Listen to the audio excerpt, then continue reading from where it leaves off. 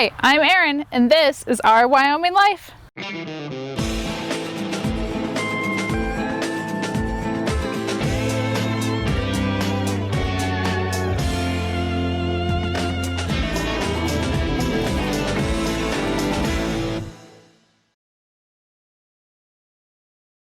The saying goes that an apple a day keeps the doctor away. 10 apple trees ought to do the job for us here on the ranch. In a few years, when these trees start producing, we might even have enough to sell some apples at farmers market.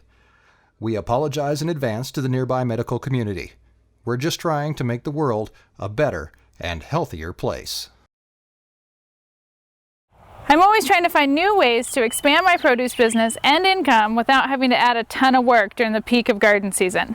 Last fall, we decided that a small apple orchard could help provide additional income without a lot of work in July, August, or September.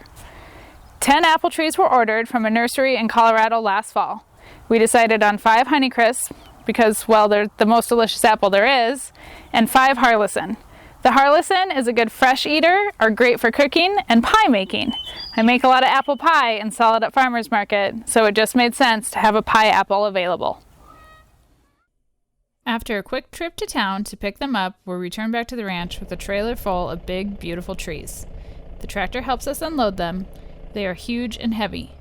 Now I know that I'm not going to be planting for a while, so we place straw around them and they get watered. It is essential that the tree roots do not dry out. If they dry, they're dead. No coming back. About every other day, more water gets added to the straw to keep the root ball damp. Planting day is here. We already dug all the holes. They are about 2 feet deep and very wide.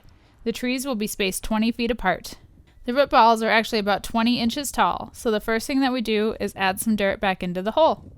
Then we attempt to measure, and once we decide the hole is the proper depth, a tree gets brought over. Before it's placed in the hole, we cut the bottom of the wire cage off and cut the burlap off. Then the tree gets rolled into the hole and stood upright. The remaining wire cage and burlap gets cut off once it's in the hole. We make sure that everything comes off. We don't want even a tiny scrap of burlap left in the hole. At this point, it's very important to make sure that the root flare will be above ground. If you plant a tree too deep, it will affect how the roots grow. It won't be a problem immediately, but 10 to 15 years from now, I may have a root girdling problem and the roots will literally choke the tree to death. We then make sure that the tree is straight in the hole and fill the hole back in with native dirt. A bobcat makes the process easier. Notice that we didn't add any compost to the hole. We want the trees to adapt to our soil conditions and grow in the native Wyoming soil. Adding compost or topsoil creates an area of amazing dirt that the roots won't want to leave. That again will create that girdling problem. Water then gets sprayed over the entire area that we dug to help it settle.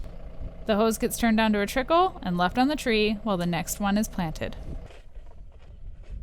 It takes all afternoon, but we get all 10 trees in the ground. There's still a lot of work that needs to be done, but we're very relieved to have them in the ground. Drip irrigation still needs to be placed around each tree. 3 stakes need pounded into the ground, and the tree needs to be wire tied to them. Wyoming wind is no joke in the winter, so we will leave these trees staked for 1 full year. Mulch needs placed around the bottom to help retain moisture, and every tree needs a chicken wire fence to keep the deer out when they get bored and hungry this fall and winter. These apple trees are a long-term investment for the ranch.